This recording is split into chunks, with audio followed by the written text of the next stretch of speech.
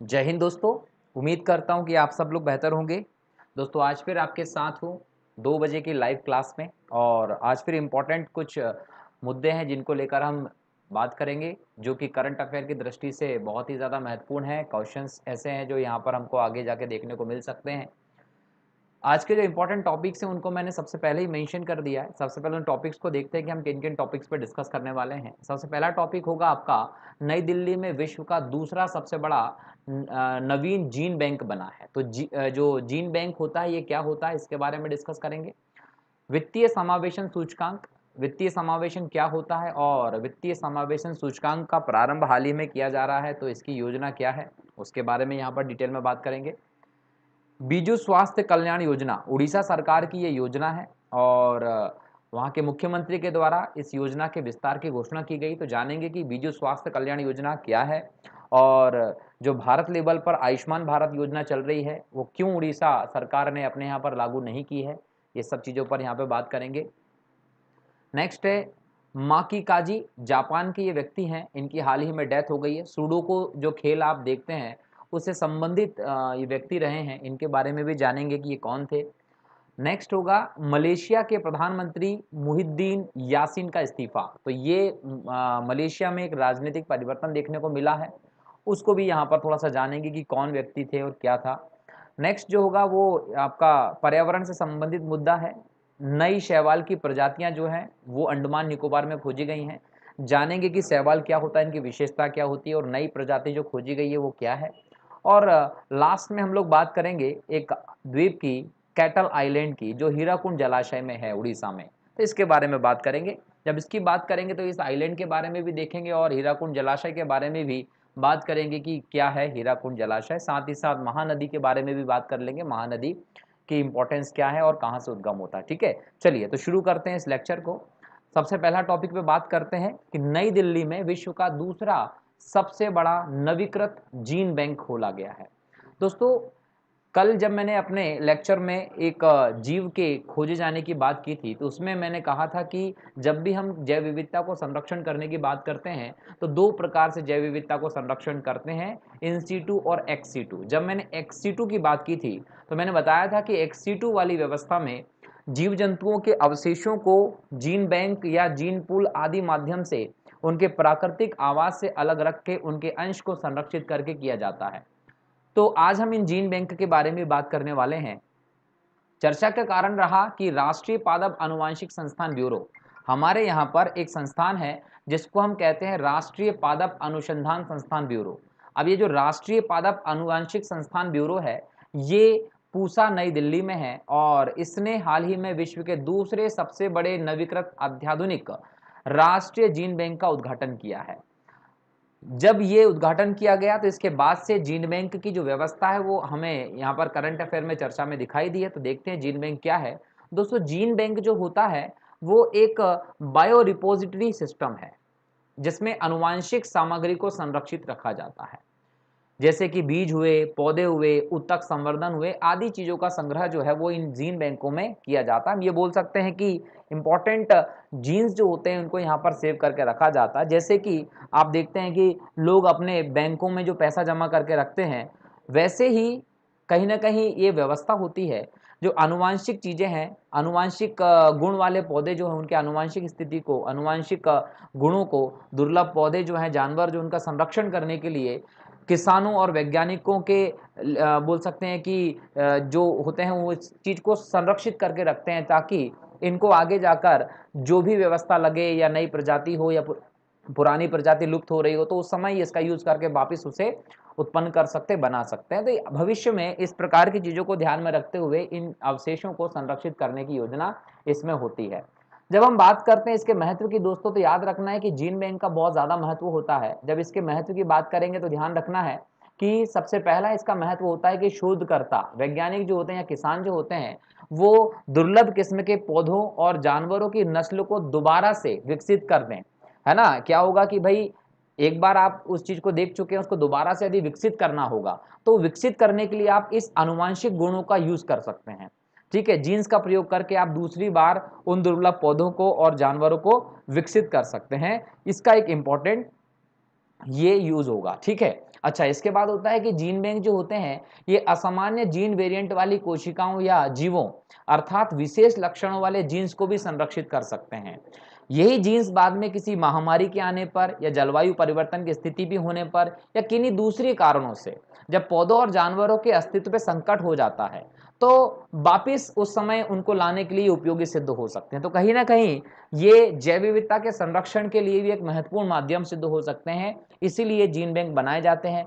इसका एक और इम्पॉर्टेंट है किसानों के लिए, यदि हम बात करते हैं तो जो किसान होते हैं वो किसान बैंक में जमा की गई संग्रहित कोशिकाओं या ऊतकों का उपयोग करके आनुवांशिक विविधताओं को बहाल कर सकते हैं और इसके माध्यम से अपनी फसल और आदि चीजों की नस्ल व किस्म के लक्षणों को भी प्राप्त कर सकते हैं, उसमें और वृद्धि भी कर सकते हैं, उसको और बेहतर भी कर सकते हैं। इन सब चीजों के लिए कहीं ना कहीं हम जीन बैंकों को देखते हैं।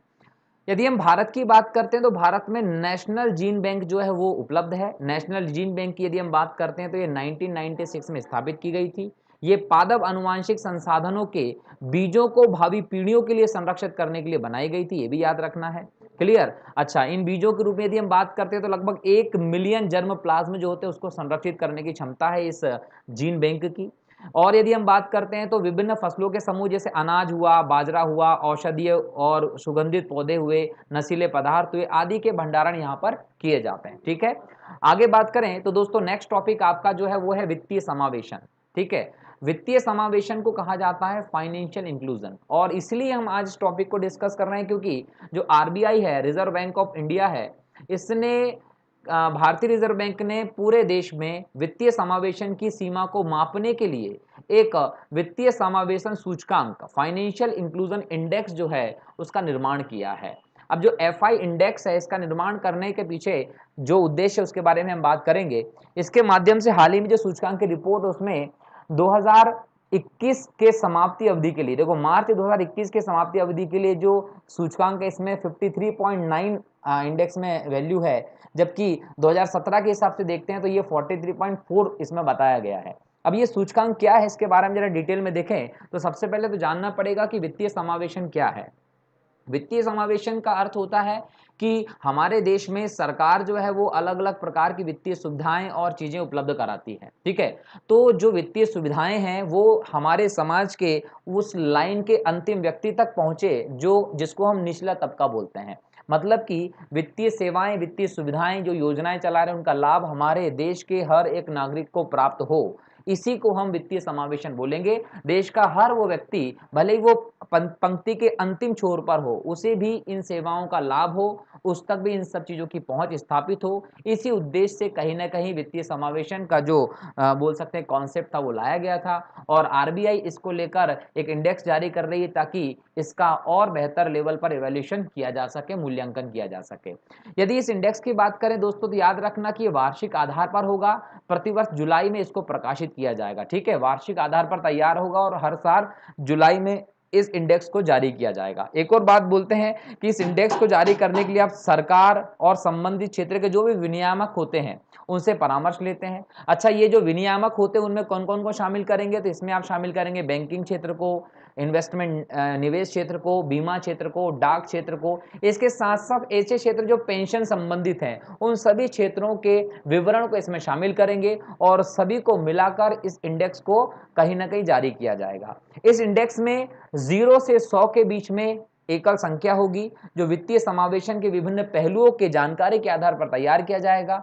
0 पूर्ण वित्तीय अपवर्जन का प्रतिनिधित्व करेगा, वहीं 100 की वैल्यू जहां मिलेगी वहां पूर्णतः वित्तीय समावेशन को दिखाया जाएगा। क्लियर है, ये याद रखना है। अच्छा, ये आधार वर्ष के आधार पर इसको निकालेंगे, ये भी आप लोग ध्यान रखना। बरोबर, चलिए अब ये जो आपका इंडेक्स होगा, इस इंडेक्स में 3 पैरामीटर होंगे। कितने? 3 पैरामीटर होंगे। एक होगा पहुंच, एक होगा उपयोग और एक होगा गुणवत्ता। मतलब पहुंच, उपयोग और गुणवत्ता, इन मापों के आधार पर इसमें कहीं ना कहीं हम बोल सकते हैं चीजों को निर्धारित किया जाएगा। अगर एग्जाम में आता है कि इस इंडेक्स में, एफआई सूचकांक में किन किन चीज आयामों को शामिल किया गया, तो आपको बताना होगा एक तो पहुंच, उपयोग और गुणवत्ता के आयामों को इसमें शामिल किया गया है, और इन्हीं की गणना के आधार पर ही इस संकेतों को तैयार किया जाएगा। क्लियर है? अच्छा, एक और चीज है कि बिना किसी आधार वर्ष के आधार पर इसको तैयार किया जाएगा, यह भी ध्यान रखना है। नेक्स्ट आपका इंपॉर्टेंट जो टॉपिक है वो है बीजू स्वास्थ्य कल्याण योजना। दोस्तों बीजू स्वास्थ्य कल्याण योजना क्या है? उड़ीसा की ये योजना है। उड़ीसा के जो मुख्यमंत्री हैं जिनका नाम है नवीन पटनायक जी, उन्होंने हाल ही में इस योजना के विस्तार की घोषणा की है। याद रखेंगे, नवीन पटनायक जी जो हैं वो उड़ीसा के मुख्यमंत्री हैं और इन्होंने बीजू स्वास्थ्य कल्याण योजना के विस्तार की घोषणा की है। ये योजना एक स्वास्थ्य बीमा योजना है। कैसी योजना है ये? एक स्वास्थ्य बीमा योजना है, ये ध्यान रखना है। और इसके तहत कहीं ना कहीं उड़ीसा सरकार का ये बोल सकते हैं लक्ष्य है कि जो 4.5 करोड़ आबादी है वहां की, उसमें से लगभग 3.5 करोड़ लोगों को जल्द से जल्द स्मार्ट हेल्थ कार्ड उपलब्ध करवाए जाएं। मतलब कि जो भी व्यक्ति स्वास्थ्य बीमा योजना में शामिल होगा उस व्यक्ति को स्मार्ट हेल्थ कार्ड उपलब्ध करवाए जाएंगे और उन स्मार्ट हेल्थ कार्ड वितरण करने की संख्या होगी लगभग 3.5 करोड़ लोग। यदि बात करें तो उड़ीसा की इतनी बड़ी जनसंख्या में से आप इतनी बड़ी जनसंख्या को कहीं ना कहीं हेल्थ कार्ड उपलब्ध करवा रहे हैं तो निस्संदेह एक बढ़िया योजना है, बड़ी योजना है, ये याद रखना है। ठीक है। अच्छा, इसके बाद यदि देखते हैं तो उड़ीसा सरकार जो है उन क्षेत्रों में शामिल है हमारे देश में जो कि आयुष्मान भारत योजना जो है, जन आरोग्य योजना जो चल रही है प्रधानमंत्री जी की, उसको लागू नहीं कर रहे हैं। याद रखें कि उड़ीसा में आयुष्मान भारत योजना, प्रधानमंत्री जन आरोग्य योजना जो है वो लागू नहीं है। इसके बजाय उन्होंने 2018 में बीजू स्वास्थ्य कल्याण योजना को लॉन्च किया था। किसको लॉन्च किया था? बीजू स्वास्थ्य कल्याण योजना को इसमें लॉन्च किया था, जिसके तहत इन्होंने बोला था कि प्रत्येक परिवार को 5 लाख रुपए का इलाज, और यदि परिवार में महिला सदस्य हैं तो उसको 10 लाख रुपए तक का इलाज का जो लाभ होगा वो मिलेगा। तो 5 लाख प्रत्येक परिवार के लिए, और महिलाओं के संदर्भ में अगर हम देखते हैं तो कहीं ना कहीं हम बात करें तो 10 लाख रुपए तक का स्वास्थ्य लाभ देने की ये योजना मानी गई है। ठीक है। तो ये योजना उड़ीसा सरकार की एक बहुत ही महत्वाकांक्षी योजना है जिसका नाम है बीजू स्वास्थ्य कल्याण योजना। आगे बात करते हैं दोस्तों, अगला जो इंपॉर्टेंट टॉपिक है वो है माँ की काजी। माँ की काजी कौन है? माँ की काजी की जब बात करते हैं याद रखिएगा इनको सुडोकी के गॉडफादर कहा जाता है। सुडोकी के गॉडफादर के नाम से कौन जाना जाता है? तो आप बताएंगे कि सुडोकू के गॉडफादर जो हैं वो माँ की काजी को जाना जाता है। ये जापान के हैं और हाल ही में 69 ईयर की एज में इनकी डेथ हो गई, इनका निधन हो गया है। याद रखना, सबसे पहले अपनी पत्रिका निकोली के माध्यम से 1980 में सुडोकू को प्रकाशित करवाया था। मतलब जो सुडोकू खेल है उसको सबसे पहले 1980 में इन्होंने अपनी पत्रिका निकोली के माध्यम से प्रकाशित करवाया था और धीरे धीरे करके ये लोकप्रिय होता चला गया और आज ये वैश्विक स्तर पर हर जगह पर आपको ये देखने को मिलता है। ये खेल ऐसा है जिसमें 9.9 की एक ग्रिड होती है, एक पंक्ति होती है, इसमें याद रखना है। इसमें स्तंभ और वर्ग में 1 से 9 तक की संख्या भरनी पड़ती है और 109 तक की संख्या वाला यह खेल आज दुनिया भर में बहुत ज्यादा चर्चित है। यदि हम माँ की काजी की बात करते हैं तो इनका जन्म जो है वो उत्तरी जापान के साप्पोरो शहर में हुआ था। कहाँ हुआ था? साप्पोरो शहर में हुआ था 1951 में। तो इन्होंने इतिहास में सुडोकी की जो उत्पत्ति है उसके लिए जाने जाते हैं। लेकिन हम अगर इसका और भी प्राचीनतम इतिहास की बात करें तो इसका इतिहास जो है वो बेसिकली स्पष्ट नहीं है, ये भी आपको ध्यान रखना है। क्लियर है? कुछ लोग ऐसा मानते हैं कि इस खेल की उत्पत्ति जो है वो 18वीं शताब्दी में स्विस गणितज्ञ यूलर के द्वारा हुई थी, लेकिन इसके कोई खास प्रमाण हमारे पास नहीं है। इसलिए आप सुडोकू के गॉडफादर जो है माँ की काजी, उनको आप याद रखेंगे। यदि एग्जाम में क्वेश्चन आएगा तो इनसे संबंधित क्वेश्चन बिल्कुल आ सकता है। क्लियर है? चलिए अगले क्वेश्चन पर बात करते हैं दोस्तों। अगला आपका जो टॉपिक है वो कहता है कि मलेशिया के प्रधानमंत्री मुहिद्दीन यासीन का इस्तीफा दे दिया गया। मलेशिया में एक लंबे समय से राजनीतिक अस्थिरता चल रही थी, समस्याएं चल रही थी और उन समस्याओं के चलते यहाँ के प्रधानमंत्री मुहिद्दीन यासीन ने हाल ही में अपना इस्तीफा दे दिया है। कहीं ना कहीं इनका जो कार्यकाल रहा है वो 17 महीने का कार्यकाल रहा है, उसके बाद इन्होंने इस्तीफा दे दिया। याद रखिएगा, यदि मलेशिया के इतिहास की बात करें तो प्रधानमंत्री वहां पर ये सबसे छोटे कार्यकाल के रहे हैं। मलेशिया के राजनीतिक इतिहास में अभी तक कोई भी ऐसा प्रधानमंत्री नहीं था जो इतने कम समय के लिए रहा है, लेकिन इनके 17 महीने के कार्यकाल के बाद, इस्तीफे के बाद इनका सबसे छोटा कार्यकाल रहा। इस रूप में ये मलेशिया में चर्चित होंगे। अच्छा, दूसरी बात है, यदि हम परफेक्ट मलेशिया की यदि बात कर लेते हैं तो मलेशिया जो है वो दक्षिण पूर्वी एशिया में एक देश है, याद रखेंगे, एक संघीय राज्य है मलेशिया दक्षिण पूर्वी एशिया में। क्लियर है। अच्छा, जो मलेशिया है वो 2 क्षेत्रों को मिलाकर बनाया गया। कितने क्षेत्रों को मिलाकर बनाया गया है? 2 क्षेत्रों को मिलाकर बनाया गया देश है मलेशिया, जो दक्षिण चीन सागर के द्वारा अलग होता है। किसके द्वारा अलग होता है दोस्तों? दक्षिण चीन सागर के द्वारा ये अलग होता है। एक तरफ के मलेशिया को आप पश्चिमी मलेशिया कहते हैं और एक तरफ के मलेशिया को आप पूर्वी मलेशिया कहते हैं। तो पश्चिमी मलेशिया और पूर्वी मलेशिया 2 भागों में दक्षिण चीन सागर के माध्यम से मलेशिया अलग अलग है, लेकिन देश एक ही है। यदि हम पश्चिमी मलेशिया की बात करते हैं तो थाईलैंड और दक्षिण में सिंगापुर के साथ मिलता है, और पूर्वी मलेशिया की बात करते हैं तो बोर्निया द्वीप और इंडोनेशिया ब्रुनेई के साथ सीमा साझा करता है। तो ये मलेशिया की स्थिति है जो आपको ध्यान रखना है।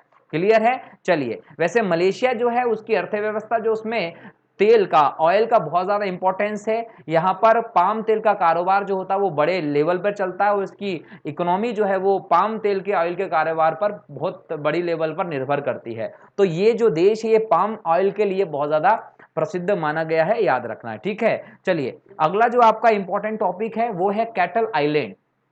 कैटल आइलैंड, देखिए कि ये उड़ीसा का मैप है और इस उड़ीसा के मैप में यहां पर से ये आपको रिवर दिखाई पड़ेगी। ठीक है। तो ये जो याद रखना है कि उड़ीसा का ये जो पूरा एरिया है, ये एरिया जहां पर अपन देख रहे हैं ये महानदी बेसिन के अंतर्गत आता है, और महानदी बेसिन में ही आपका जो हीराकुंड बांध है, हीराकुंड जलाशय है, उस हीराकुंड जलाशय में ही एक आइलैंड है जिसको बोलते हैं कैटल आइलैंड। इसके बारे में अगर बात करें कि ये क्यों प्रसिद्ध है, तो याद रखिएगा कि इस आइलैंड को अभी हाल ही में एक दर्शनीय स्थल के रूप में चुना है। उड़ीसा में हीराकुंड बांध के इस आइलैंड को एक दर्शनीय स्थल के तौर पर चुना गया है। क्लियर। और यहां पर एक इको टूरिज्म पैकेज भी शुरू किया जा रहा है। कहां? उड़ीसा के वन एवं पर्यटन विभाग द्वारा। तो उड़ीसा का वन एवं पर्यटन विभाग जो है वो यहां पर इको टूरिज्म पैकेज शुरू कर रहा है और उसके एक दर्शनीय स्थल के रूप में चुन लिया गया है। इसीलिए हम भी इसको डिस्कस कर रहे हैं, क्योंकि यहां से निसंदेह आपको एग्जाम में क्वेश्चन देखने को मिल सकता है। यदि बात करते हैं दोस्तों कैटल द्वीप की, तो कैटल द्वीप क्या है? तो याद रखिएगा कि हीराकुंड बांध जो है वो बनाया गया महानदी पर। अब हीराकुंड बांध जब महानदी पर बनाया गया तो आप सब लोग बेहतर तरीके से जानते हैं कि जब भी कोई बांध बनाया जाता है तो उस बांध के पीछे की जो भूमि होती है वो पूरी की पूरी भूमि क्या हो जाती है? जलमग्न हो जाती है। अगर बांध के पीछे की भूमि जो है वो जलमग्न अगर हो जाती है तो ऐसी परिस्थिति में ये बहुत ज्यादा जरूरी हो जाता है कि उस एरिया के जो लोग हैं, जो जानवर हैं, वो प्रवास करेंगे। तो यहाँ पर यही चीज देखने को मिलती है कि हीराकुंड बांध जब बनाया जा रहा था, इसका जो जलाशय बनाया गया, तो कहीं ना कहीं यहाँ पर जो डूबने वाला क्षेत्र हुआ, उस जलमग्न क्षेत्र में जो लोग रहते थे, जो जानवर रहते थे, उनको प्रवास करना पड़ा। यहाँ के लोग जो थे वो इस जलमग्न क्षेत्र में अपने मवेशियों को छोड़कर यहाँ से चले गए। अब जो मवेशी थे वो यहाँ के झारसुगुड़ा जिले के एक ऊंचे स्थान पर, जिसको बोला जाता है भुजा पहाड़, यहाँ पर जाकर रहने लगे। अब ये जो भुजा पहाड़ इस जलाशय के बीच में था, जो कहां पर है? झारसुगुड़ा जिले में है, उड़ीसा के। तो ये ऊंचे पहाड़ पर यहाँ से जितने भी मवेशी थे, जानवर थे, वो उस ऊंचे पहाड़ पे चले गए। अब ऊंचे पहाड़ पर चले गए और उसी पहाड़ को इन्होंने अपना निवास बना लिया। तो ये कैटल द्वीप क्या है? कैटल द्वीप हीराकुंड जलाशय में भुजा पहाड़ है, जहां पर यहाँ के लोगों के द्वारा छोड़े गए वनस्पति जाके रहने लगे थे। इसी को आज हम कैटल आइलैंड के तौर पर जानते हैं। तो कैटल आइलैंड सिर्फ एक पहाड़ है जिसका नाम है भुजा पहाड़, जो हीराकुंड जलाशय में डूबे हुए क्षेत्र के बीच में स्थित है, जहां पर वहां के रहने वाले लोगों के मवेशी जो थे वो जाकर रहने लगे हैं। ठीक है। तो कहीं ना कहीं एक विकसित गांव डूबा और उसके जानवर उस पहाड़ी पर रहे, जिसे आज हम किस नाम से जानते हैं? कैटल आइलैंड के नाम से जानते हैं, और इसी को एक पर्यटन स्थल के तौर पर चुना है उड़ीसा सरकार ने। बात कर लेते हैं हीराकुंड बांध की। तो हीराकुंड बांध क्या है? तो हीराकुंड बांध जो है वो 1937 में महानदी में जो विनाशकारी बाढ़ आ जाती थी बार बार, याद रखिएगा कि जब महानदी में वाटर फ्लो बढ़ जाता था तो उसके कारण बहुत ही ज्यादा विनाशकारी बाढ़ आ जाती थी, और जब ये विनाशकारी बाढ़ बार बार आने लगी तो इसके कारण बहुत बड़े लेवल पर आर्थिक रूप से नुकसान होने लगा। और जब बहुत बड़े लेवल पर आर्थिक रूप से नुकसान होने लगा तो इस समय हमारे देश के प्रसिद्ध इंजीनियर एम विश्वेश्वरैया जो थे, जिनका नाम था मोक्षगुंडम विश्वेश्वरैया, इन्होंने एक बहुउद्देशीय योजना तैयार की और वो योजना थी हीराकुंड बांध। और यहां पर 1956 में पहला पनबिजली संयंत्र भी चालू किया गया, है ना। अब ये याद रखना है कि जो यहां पर ये बांध की संरचना तैयार की गई थी एम विश्वेश्वरैया के द्वारा, वो हमारे देश का सबसे लंबा बांध है। तो याद रखिएगा, महानदी पर बनाया गया हीराकुंड बांध जो उड़ीसा में है, वो हमारे देश का सबसे लंबा बांध भी है। क्लियर। इस बांध की अगर मैं सिचुएशन की बात करता हूं कि भाई ये कहां पर स्थित है, लोकेशन की बात करता हूं, तो याद रखिएगा ये बांध उड़ीसा के संबलपुर शहर के पास में ही है, लगभग 15 किलोमीटर दूर है संबलपुर शहर से, वहां पर ये स्थित है। कौन सी नदी पर है, तो याद रखिएगा महानदी पर स्थित है ये बांध। यदि हम महानदी की बात करते हैं तो उड़ीसा राज्य की सबसे बड़ा नदी तंत्र, सबसे बड़ी नदी है कौन सी नदी, महानदी, ये भी याद रखना है। महानदी जो है वो इसका उद्गम होता है छत्तीसगढ़ से। छत्तीसगढ़ में जो बस्तर की पहाड़ियां हैं, एक्चुअल में ये पहाड़ियां जो है वो हमारे अमरकंटक का ही आगे की तरफ विस्तार है। अमरकंटक के दक्षिणी हिस्से से छत्तीसगढ़ के सिहावा से महानदी का उद्गम होता है। तो याद रखिएगा अमरकंटक के दक्षिण से छत्तीसगढ़ के सिहावा से महानदी का उद्गम होता है और ये नदी जो है वो छत्तीसगढ़, मध्य प्रदेश, उड़ीसा, झारखंड और महाराष्ट्र तक इसका पूरा का पूरा जलग्रहण क्षेत्र जो है वो फैला हुआ है। तो महानदी का जलग्रहण क्षेत्र बहुत बड़े क्षेत्र में फैला हुआ है, एक बहुत बड़ा जलग्रहण क्षेत्र है इसका, याद रखना। और इसी नदी पर भारत का सबसे लंबा बांध हीराकुंड बांध बनाया गया है और इसी में बीच में आपका कैटल आइलैंड स्थित है, जिसके बारे में आज हम डिस्कस कर रहे थे। ठीक है, चलिए अगले टॉपिक की तरफ बढ़ते हैं।